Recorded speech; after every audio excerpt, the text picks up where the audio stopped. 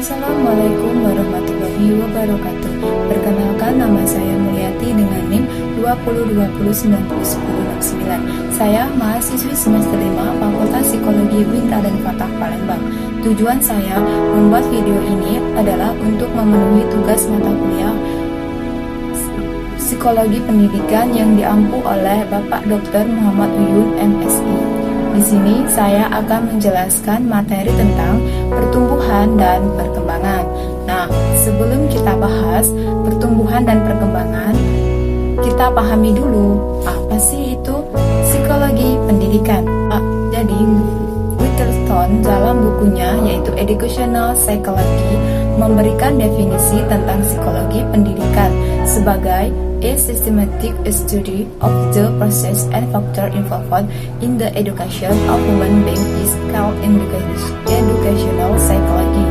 Psikologi pendidikan adalah studi sistematis tentang proses-proses dan faktor-faktor yang berhubungan dengan pendidikan manusia.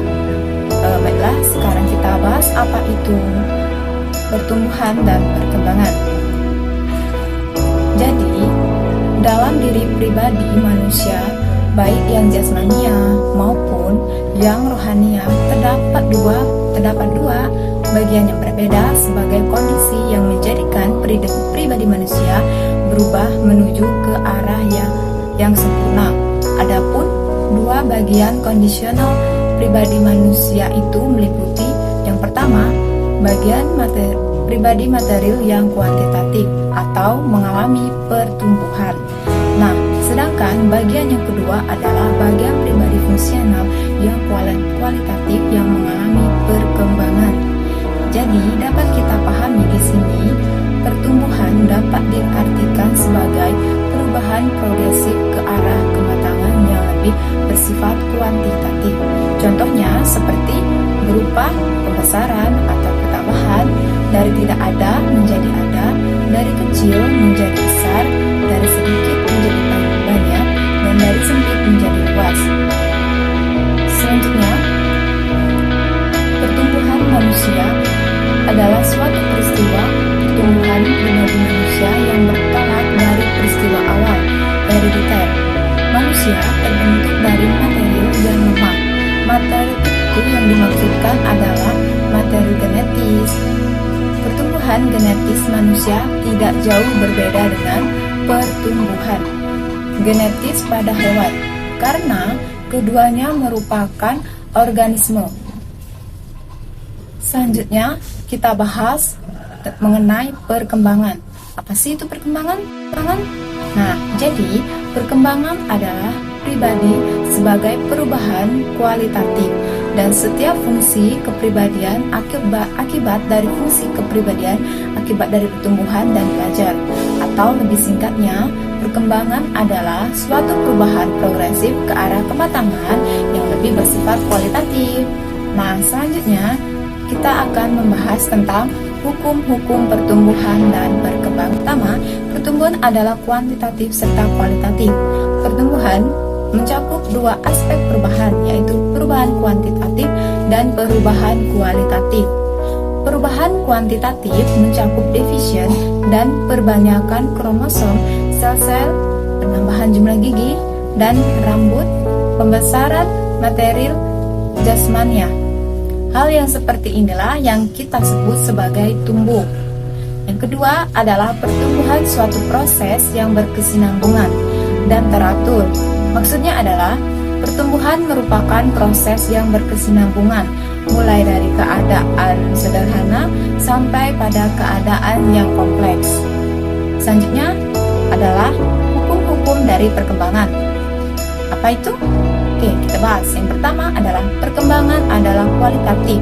Kualitatif di sini dihubungkan dengan hasil dari perubahan yang tidak dihargai secara kuantitatif.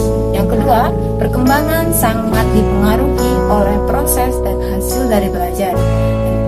Perkembangan pengetahuan, keterampilan, dan sikap. Seseorang ini akan menentukan tingkat kedewasaan seseorang tersebut, yang merupakan indikator penting bagi perkembangan orang tersebut, baik secara jasmania maupun rohania. Ketiga adalah usia. Usia ikut mempengaruhi perkembangan. Bertambahnya usia seseorang menumbuhkan kapasitas pribadi seseorang dalam mengatasi suatu persoalan. Pertumbuhan kapasitas intelektual sangat menentukan perkembangan pada diri seseorang. Yang keempat adalah masing-masing individu mempunyai tempo perkembangan yang berbeda-beda dalam keadaan yang normal. Perkembangan seseorang juga berlangsung dalam tempo tertentu yang tidak mesti sama bila dibandingkan dengan tempo perkembangan orang lain. Jadi ada perbedaan. Kelima, dalam keseluruhan perkembangan, setiap individu mengikuti pola umum yang sama. Hal ini dikarenakan masing-masing individu memiliki materi serta fungsi-fungsi yang sama untuk tumbuh. Dan selanjutnya yang keenam, perkembangan dipengaruhi oleh hereditas dalam lingkungan, baik stimuli herediter maupun stimuli lingkungan, yang berinteraksi saling mempengaruhi untuk menimbulkan proses pertumbuhan dan perkembangan. Kenyataan ini mengharuskan pendidikan melakukan usaha-usaha. Yang pertama, menciptakan lingkungan belajar yang kondusif. Yang kedua, memotivasi kegiatan belajar anak untuk belajar dan membimbing perkembangan anak ke arah perkembangan yang optimal. Yang ketujuh adalah perkembangan yang lambat dan dipercepat. Perkembangan seseorang dikatakan terlambat apabila pribadinya tidak berkembang sesuai dengan pola perkembangannya sendiri yang normal. Kelambatan perkembangan ini dapat dipercepat melalui kepemimpinan pengajaran yang didaktis atau penciptaan lingkungan yang kondusif di sekolah dan di luar sekolah, serta motivasi kegiatan belajar pada anak didik. Selanjutnya, yang kedelapan adalah perkembangan meliputi proses individualisasi dan integrasi. Meskipun pola tingkah laku individu pada mulanya bersifat umum, namun dengan majunya pertumbuhan terjadilah perkembangan masing-masing fungsi yang tidak bersamaan.